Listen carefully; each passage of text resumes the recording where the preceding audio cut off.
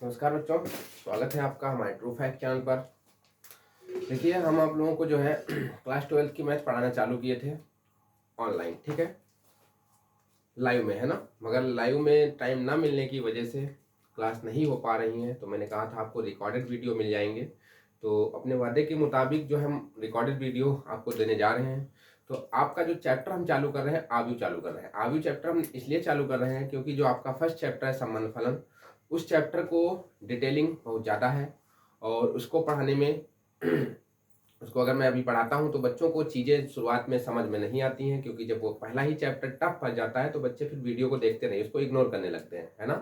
तो पहले मैं ऐसा करता हूँ, पहले इजी वाला चैप्टर आपको पढ़ा देता हूँ ताकि आपको भी इंटरेस्ट आने लगे कि हाँ 12th की मैथ भी कुछ पढ़ने में मजा आता है। और फर्स्ट ही चैप्टर अगर कुछ ऐसा फंस जाता है कि आप तो फिर उसका मन भग जाता है कि हम 12th की क्या मैथ ले लिए, मजा ही नहीं आ रहा है पढ़ने में, है ना। तो इससे अच्छा है कि मैं पहले इस चैप्टर को आपको पढ़ा दूँ। एक आपका आव्यू हो गया, एक आपका सारणिक हो गया। तो ये चैप्टर आपके बहुत स्कोरिंग चैप्टर होते हैं, इनसे बहुत ज़्यादा ही पूछा जाता है और स्कोर कराते हैं पेपर में, और इजी भी बहुत है। तो पहले इनको हम खत्म कर लेते हैं, फिर हम पुनः वापस आ जाएंगे आपके संबंध और फलन पर। संबंध और फलन को मैंने मेरे छोड़ने का मकसद यही है कि मैं आपको अगर 12th में इंटरेस्ट ना दिला पाऊँ, फिर आपको पढ़ने में मज़ा नहीं आ रहा है ना। तो इससे बढ़िया पहले इजी को मैं सॉल्व करता हूँ। तो आपका चैप्टर है, आप आज से मैं चालू कर रहा हूँ आव्यू। आव्यू को बोला जाता है मैट्रिसेस या मैट्रिक्स, ठीक है। तो क्या होती है मैट्रिक्स, पहले इसको समझ लेते हैं। तो ध्यान से देखिए आप लोग इधर पहले, तो इसको भूल जाइए जो मैंने पहले से लिख रखा है। पहले एक मैं एग्जाम्पल लेकर आपको मैट्रिक्स को समझा रहा हूँ कि मैट्रिक्स है क्या चीज और मैट्रिक्स का जो है दैनिक जीवन में यूज कहाँ पर होता है, ठीक है। तो पहले आप इसको इधर देखो। जैसे मैंने कहा, मेरे पास कोई भी आप नाम ले सकते हैं, मोनू, मोनू, सोनू, ठीक है। ये दो नाम है मेरे पास। मोनू गए बाजार, वहां से इन्होंने खरीदी क्या, पेंसिल्स कह लो या कुछ भी कह लो, आलू टमाटर भिंडी जो भी आप कहना चाहो वो कह लो, ठीक है। तो यहाँ पे मैं सब्जियों का बना रहा हूँ, ठीक है। समुच्चय में किसका बना रहा हूँ, वेजिटेबल्स का, ठीक। तो पहले मैं देता हूँ, मोनू गए बाजार, वहां से 2 किलोग्राम इन्होंने क्या लिए, आलू ले लिए, ठीक है। क्या ले लिए, आलू, ठीक। और इधर मैं लिख लेता हूँ टमाटर, इन्होंने जो है 1 किलो क्या ले लिए, टमाटर ले लिए, ठीक है। ऐसे सेम सोनू ने भी किया, 3 किलोग्राम इन्होंने आलू ले लिए और 2 किलोग्राम टमाटर ले लिए, ठीक है।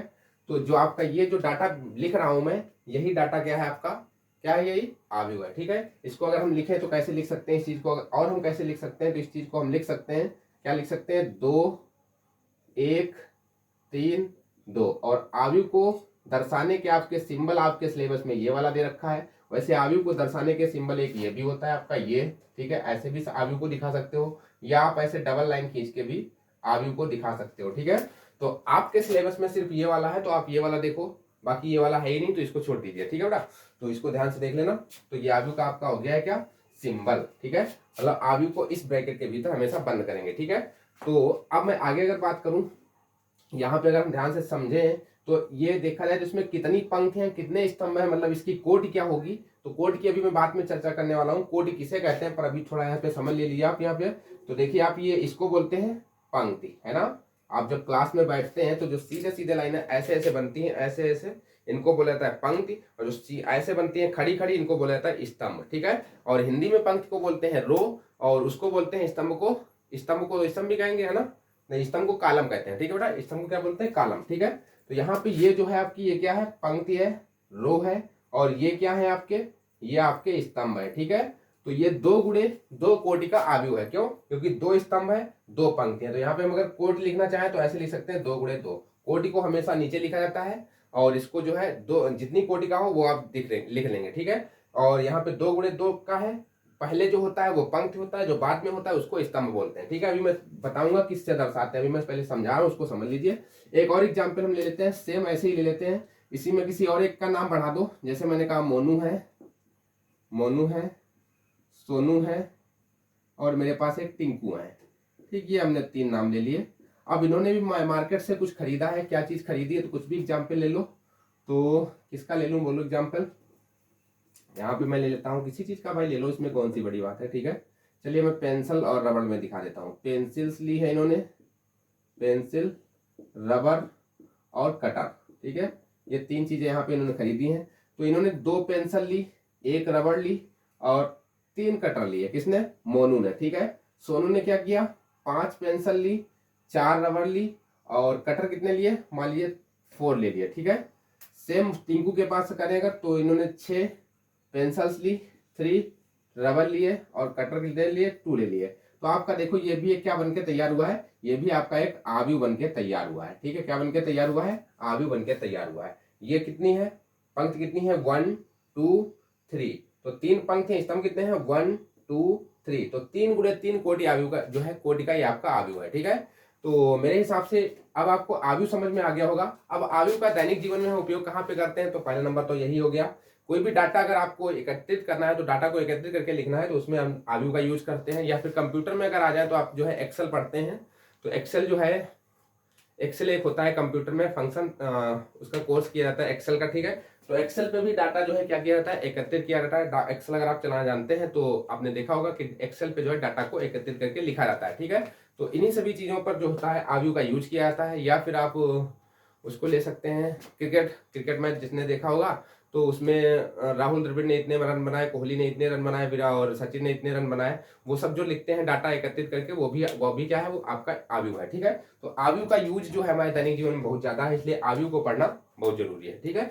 तो अब मैं आव्यूह की डिफिनीशन की बात करता हूं। तो डिफिनीशन देखो ऊपर क्या लिख रखी है हमने, आव्यूह क्या चीज है। तो मैंने जो यहाँ पे बना के दिखाए थे वो सब आयत जैसी आकृतियां बन रही थी। तो यहाँ पे देखो क्या लिखा हुआ है, परिभाषा इसकी क्या है, आव्यूह वास्तविक या सम्मिश्र संख्याओं या फलनों की आयताकार सारणी को आव्यूह कहते हैं, ठीक है। वास्तविक संख्या हो सकती है, वास्तविक संख्या में कौन कौन सी संख्या आती है, तो सभी को मैंने बता रखी है आपको 11th में ही, ठीक है। और सम्मिश्र संख्या है जिनके साथ आयोटा लगा होता है, और संख्याओं या फलनों, फलन मतलब साइन थीटा, कॉस थीटा और टाइन थीटा, इनके भी रूप में आपका जो है आव्यूह हो सकता है। जैसे मैंने यहाँ पे एग्जाम्पल लिया, देखो यहाँ पे √2 5 3 1 - 1 1/7, तो ये आपका क्या है, एक आव्यूह है। कितनी कोटि का है, तो इसमें देखो 2 पंक्ति है, स्तंभ कितने हैं, 1 2 3, तो ये बनेगा 2 गुणे 3 कोटि का आव्यूह बनेगा, ठीक है। इसमें आ जाए तो 3 पंक्ति है और 3 ही स्तंभ है, तो ये बनेगा 3 गुणे 3 कोटि का आव्यूह। यहाँ पे देखो आई लगा हुआ है, तो ये आयोटा वाला है, ये सम्मिश्र संख्याओं का क्या दे रखा है, आव्यूह दे रखा है, ठीक है। फलन क्या होता है, जैसे मैं कह दूं, अगला दिया है, जैसे मान लीजिए साइन एक्स, कोई भी फलन हो सकता है, लॉग एक्स है ना, tan एक्स है, और कुछ भी ले लो, sec एक्स है, और log 1/x है, कुछ ऐसे दिया हुआ है, और sin x है। फिर से मैंने साइन लिख लिया, कोई बात नहीं। तो इस प्रकार से जो आव्यूह आपका दिया होगा, ये फलनों का आव्यूह बोला जाएगा। किसका बोला जाएगा, फलनों का आव्यूह बोला जाएगा। तो मेरे हिसाब से आपको डिफिनीशन और आव्यूह कैसे बनता है, इतनी चीजें आपको क्लियर हो गई होंगी, ठीक है। तो अब इसके बाद में अब मैं कोट की बात करता हूँ, कोट की डिफिनीशन लिखता हूँ। तो इतना आप लोग देखो पहले। चलिए इसके बाद हम देख लेते हैं आव्यूह की कोटि। आव्यूह की कोटि कैसे निकालते हैं, ठीक है। तो आव्यूह की कोटि मतलब ऑर्डर ऑफ मैट्रिक्स। अच्छा, एक चीज मैं बताना भूल गया था कि जो आव्यूह चैप्टर है आपका, इसके बनाने वाले कौन है, तो इसको बनाने वाले आपके थे जॉर्ज कैंटर, ठीक है। कौन थे, जॉर्ज कैंटर आपको ये चैप्टर आपका बनाने वाले थे। और आपने पढ़ा होगा क्या नाम उसका, समुच्चय चैप्टर 11th में, ठीक है। तो 11th का जो समुच्चय चैप्टर पढ़ा था वो भी आपका किसने बनाया है, तो उसको भी आपके जो है जॉर्ज कैंटर ने ही बनाया, ठीक है बेटा। चलिए आगे बढ़ते हैं। तो यहाँ पे हमने समुच्चय का निरूपण लिख रखा है कि कैसे करेंगे। समुच्चय का निरूपण किया जाता है, ये आपका समुच्चय का तो ब्रैकेट हो गया, इसके भीतर ए आई जे, ठीक है। तो आई होता है आपका पंक्ति, आई क्या होता है, पंक्ति, और जे होता है आपका स्तंभ, ठीक है। क्या होता है, स्तंभ। इसको इंग्लिश में बोलते हैं रो, ROW, इसको बोलते हैं कॉलम, कॉलम, ठीक है। ये स्पेलिंग होती है इसकी, कॉलम बोलते हैं, ठीक है। तो ये कॉलम हो गया, जे कॉलम हो गया, आई क्या हो गया, पंक्ति हो गया। यहाँ पे देखो हमने 2 गुणे 3 लिख रखा है, तो ये किस कोटि का आव्यूह है, यहाँ पे जो कोटि लिखी होगी इसी को कोटि बोलते हैं भाई। और कोटि को दिखाते किससे हैं, m गुणे n से। किससे दिखाते हैं, m गुणे n से। अभी इसकी मैं बात कर रहा हूँ, ठीक है। m होता है पंक्ति, n होता है स्तंभ, ठीक। तो यहाँ पे लिख रखा हमने 2 गुणे 3 कोटि। यहाँ पे ऐसा करता हूँ मैं, m गुणे n ही लिख देता हूँ, m गुणे n, ठीक है। तो m क्या होता है आपका, पंक्ति होता है, m क्या है, पंक्ति है, n क्या है, स्तंभ है, ठीक है। तो m गुणे n क्या है, इसकी कोटि है। अब n कुछ भी हो सकता है, n कुछ भी हो सकता है कि 2 गुणे 2 है कि 2 गुणे 3 है, क्या है वो क्वेश्चन पे डिपेंड है, ठीक है। तो यहाँ पे मैं एक क्वेश्चन के अनुसार ही ले लेता हूँ। मैं अब ले लेता हूँ, मैंने कहा ब्रैकेट के भीतर लिखा है आपका AIJ, और यहाँ पे हमने लिख दिया 2 गुणे 3, ठीक है। तो अब इसका आव्यूह हम कैसे बनाएंगे उसको देखो। 2 का मतलब क्या है, 2 इसकी क्या है, m का मतलब पंक्ति, एम की जगह पे कितना लिखा है 2, एन की जगह पे कितना लिखा है 3, तो एन क्या है स्तंभ, ठीक है। तो 2 पंक्ति बनानी है और 3 स्तंभ बनाने हैं। एक ऐसे आयु की हमें रचना करनी है जिसमें 2 पंक्ति बनानी है, 3 स्तंभ बनाने हैं। तो देखो इसको हम कैसे बना सकते हैं, ध्यान से देखना इधर, ठीक है। इसी चीज की मैं रचना कर रहा हूं। देखो 2 पंक्ति बनानी है ना, 3 स्तंभ बनाने हैं, तो कहेंगे A11 पहली पंक्ति पहला स्तंभ। A11 का मतलब क्या है, ये क्या लिखा है 1 1 लिखा है, तो 1 1 का मतलब पहली पंक्ति पहला स्तंभ, ठीक है। फिर क्या लिखेंगे A12 पहली पंक्ति दूसरा स्तंभ। कितनी पंक्तियां बनानी है, ओनली 2 पंक्तियां बनानी। स्तंभ कितने बनाने हैं 3, तो A13 भी लिख लेंगे, ठीक है। तो ये पहली पंक्ति हो गई पूरी। अगले में आ जाओ, A21 A22 और A23। इसका क्या मतलब है जरा ध्यान से देखना। A11 का मतलब क्या है, पहली पंक्ति पहला स्तंभ। A12 का मतलब है पहली पंक्ति दूसरा स्तंभ। A13 का मतलब है पहली पंक्ति तीसरा स्तंभ। अब ध्यान से देखो यहाँ पे, ये पूरी पहली पंक्ति ही तो है, तो पहली पूरी पंक्ति है, ये पहला स्तंभ है, ये दूसरा स्तंभ है, ये तीसरा स्तंभ है। तो कितने स्तंभ यहाँ पर है, 3 स्तंभ है। पंक्तियां कितनी है 2, तो 2 गुणे 3 का ही तो हमें यहाँ पे आव्यूह बना के दिखाना था, तो 2 गुणे 3 का आव्यूह आपका बन चुका है, ठीक है। तो इस प्रकार से हम आव्यूह की रचना करेंगे, ठीक है। इस प्रकार से रचना करेंगे, इस प्रकार से अगर मैं कह दूं ए आई जे इस प्रकार से यहाँ पे लिखा है, मान लीजिए 3 गुणे 2 का कर लो, 3 गुणे 3 या 3 गुणे 3 कुछ भी कर सकते हो, मर्जी आपकी, ठीक है। तो 3 गुणे 3 का मतलब क्या है, हमें 3 गुणे 3 का मतलब 3 पंक्ति बनानी है और 3 ही स्तंभ बनाने हैं, ठीक है। तो इसकी कैसे रचना करेंगे, इसको समझो जरा ध्यान से, इसको समझो जरा ध्यान से। 3 स्तंभ बनाने हैं मतलब A11 A12 A13, ये बन चुकी है पहली पंक्ति। A21 A22 A23, फिर A31 A32 A33, तो ये बन चुका है आपका 3 गुणे 3 कोटि का आव्यूह। ये पहली पंक्ति, ये दूसरी पंक्ति, ये तीसरी पंक्ति, ये पहला स्तंभ, ये दूसरा स्तंभ, ये तीसरा स्तंभ, ठीक है। तो स्तंभों को, पंक्तियों को दिखाया जाता है आर से, क्योंकि इंग्लिश में इसको क्या बोलते हैं, रो। पंक्ति को इंग्लिश में क्या कहते हैं, रो। तो इनको हम किससे दिखाएंगे, इनको हम दिखाएंगे आर से, ठीक है। ये बनेगा आपका R1, ये बनेगा R2, क्या बनेगा R2, और ये बनेगा R3, ठीक है। और जो सीधे सीधे हैं ये जो है, ये वाला आपका बनेगा कॉलम बोलते हैं, तो ये बनेगा C1, ये बनेगा C2 और ये बनेगा C3, ठीक है। तो कॉलम को हम C से क्यों दिखा रहे हैं, क्योंकि कॉलम का पहला अक्षर C है, इसलिए C से दिखा रहे हैं। और पंक्ति को R से क्यों दिखा रहे हैं, क्योंकि इसका पहला अक्षर R है, ठीक है। तो R1 R2 R3, यहाँ पे कितनी कोटि का आव्यूह बना है, तो 3 गुणे 3 कोटि का आव्यूह बना है, ठीक है। और आव्यूह में आप एक चीज याद रखेंगे, जैसे हम समुच्चय में पढ़ते थे कि समुच्चय को अंग्रेजी के कैपिटल लेटरों से जो है इसको दर्शाया जाता है, ऐसे ही आव्यूह को भी हम अंग्रेजी के कैपिटल लेटरों से ही दिखाएंगे। तो इसको जब भी हम मानेंगे तो अंग्रेजी के कोई कैपिटल लेटर के बराबर मान लेंगे, ABCD जो आपका मन हो, पर अंग्रेजी का कैपिटल लेटर लेना है, ठीक है। अब अगर आपको पता करना है कि इस आव्यूह के अंदर अवयव कितने लिखे हुए हैं, तो कोटि देख लो कितनी है, उस कोटि की गुणा कर दो तो अवयवों की संख्या निकल आएगी, ठीक है। तो देखो अवयव जो है ये इसके अंदर अवयव लिखे हुए हैं, तो 3 गुणे 3 है मतलब 3 3 9, तो 9 इसके अंदर आपके अवयव है। गिन के भी देख सकते हो या कोटि को पता कर लो, गुणा कर लो। देखो 3 ये 3 ये 3 ये कितने हो गए, 9 हो गए, ठीक है। तो जो भी कोटि हो, कोटि की गुणा करो तो अवयवों की संख्या आ जाती है आव्यूह के भीतर की, ठीक है। तो इसी पे एक मैं क्वेश्चन को देख लेता हूं कि क्वेश्चन कैसे बनेगा इसका, ठीक है बेटा। तो ये क्वेश्चन देखते हैं इसी पे आधारित। चलिए इस क्वेश्चन को देख लेते हैं, क्या क्वेश्चन है। एक ऐसे 3 गुणे 2 आव्यूह की रचना कीजिए जिसके अवयव aij equal to 1/2 i - 3j द्वारा प्रदत्त है, ठीक है। क्या इसका मतलब है, देखो जरा ध्यान से। मैंने बताया था आव्यूह को निरूपण करते हैं इस प्रकार से, कैसे, aij, ठीक है। aij कितनी कोटि का लेना है, 3 गुणे 2 कोटि का बनाना है। तो 3 गुणे 2 कोटि का बनाना है तो अंग्रेजी के कोई कैपिटल लेटर ले लो। मैं लेता हूं मैं A बराबर, ऐसे लिखेंगे, 3 आपकी पंक्ति होनी चाहिए, 2 स्तंभ होने चाहिए। 3 गुणे 2 का मतलब पहले वाला पंक्ति बाद वाला स्तंभ, तो 3 पंक्तियां बनानी है। तो A11 A12 है ना, 3 पंक्तियां बनानी है, स्तंभ सिर्फ 2 ही बनाने हैं। तो फिर अगला A21 A22 A31 A32, ठीक है। तो ये आपकी कितनी पंक्तियां बनी, जरा देखो यहां से कितनी पंक्तियां बनी है। पंक्तियां तो भैया कितनी हो गई, 3 हो गई क्या, 1 2 3, स्तंभ कितने हैं 1 2, है ना। तो ये 3 गुणे 2 का बना है, ठीक है, ये 3 गुणे 2 का बना है।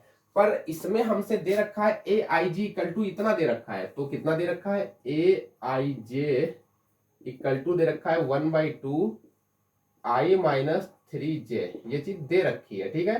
तो इसमें हम क्या करेंगे, ए आई जे मतलब A11 निकाल लो, मतलब आई का मान 1 और जे का मान भी 1। ये आपका क्या है, पहले वाला आई है, बाद वाला क्या है, जे है, रखो यहाँ पे। तो A11 इक्वल टू 1/2, जहां पे आई है वहां 1 माइनस 3 गुणे 1। ये मॉड का निशान है, मॉड का मतलब होता है जब भी कोई संख्या माइनस में हो बाहर निकलेगी तो प्लस में निकलेगी। तो 1/2, 3 एक कम 3, 3 से 1 घटेगा तो 2, है ना, और 2 से 2 कैंसिल हो जाएगा तो 1 निकल के आ जाएगा आपका, ठीक है। बचेगा यहाँ पे माइनस का 2, पर मॉड लगा है तो बाहर प्लस का ही निकलेगा, ठीक है। ऐसे ही सेम अब इसको निकाल लो, तो A12 इक्वल टू कितना आ जाएगा, रखो यहाँ पे। तो 1/2 1 माइनस 3 मल्टीप्लाई 2, है ना, इतना। इसको सॉल्व करो तो 3 दूना 6, 6 से 1 घटेगा तो बचेगा 5, तो माइनस का 5 बचेगा, बाहर आ जाएगा प्लस का, तो 5/2, ठीक है। ये आ चुका है। अब और निकाल लो, भाई जगह की थोड़ी शॉर्टेज है तो मैं यहाँ पे निकाल लेता हूँ, मैं डायरेक्ट कर देता हूँ, है ना। तो डायरेक्ट ही कर लो, कौन सी बड़ी बात, इतना तो आप समझ गए होंगे अब, है ना। तो ठीक है, देखो बेटा मैं डायरेक्ट करने की कोशिश कर रहा हूँ। A11 कितना निकला है 1, A12 कितना निकला है 5/2, ठीक है। एक बार मैं फ्रेम चेक करता हूँ कि यहाँ तक दिख रहा है, हाँ दिख रहा है अच्छे से, ठीक। अब देखो ये रखना है यहाँ पर ये वाला मान, मतलब आई की जगह पे 2 रखेंगे तो 2, और 3 की जगह पे 1 रखेंगे तो 3 एक कम 3, 2 माइनस 3 बचेगा माइनस का 1, और माइनस का 1 बाहर आएगा तो प्लस का 1, और इससे गुणा करेंगे तो 1/2, तो यहाँ पे आपका आ जाएगा 1/2, ठीक है। कितना आ जाएगा 1/2। यहाँ पे चेक करो, यहाँ 2 रखेंगे, 3 दूना 6, 6 से 2 घटेंगे माइनस का 4, बाहर आएगा प्लस का 4, 2 से काट देंगे तो हो जाएगा प्लस का 2, ठीक है। यहाँ पे रखो, 3 यहाँ रखेंगे, 3 एक कम 3, 3 से 3 कैंसल, 0 0 की गुणा करेंगे 0, ठीक है बेटा। इसको रखो, 3 3 दूना 6, 6 से 3 घटेंगे कितना बचेगा, 6 से 3 घटेंगे तो माइनस का 3, और माइनस की 3 बाहर आएगा तो हो जाएगा प्लस का, तो हो जाएगा 3/2, ठीक है। तो ये बन चुका है आपका आव्यूह, ठीक है बेटा। ऐसे ही इस एक्सरसाइज में आपके क्वेश्चन दिए हैं, ठीक है बेटा। अब मैं बात करने वाला हूं आव्यूह के प्रकार के, तो चलिए आव्यूह के प्रकार भी देख लेंगे।